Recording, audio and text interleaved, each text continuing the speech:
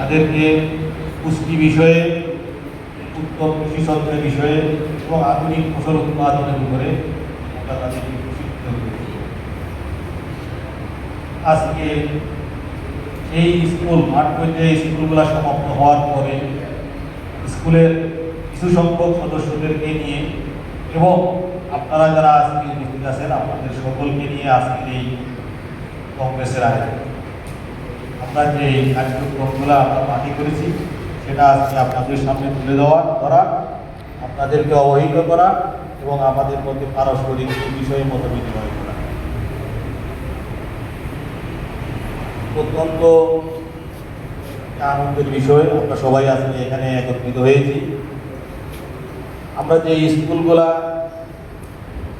মাঠ পর্যায়ে আমরা বাস্তবায়ন করেছি, আমাদের এখন উদ্দেশ্য হলো আমরা এক একটা স্কুলকে এক একটা ফার্মার সার্ভিস সেন্টারে রূপান্তর করব।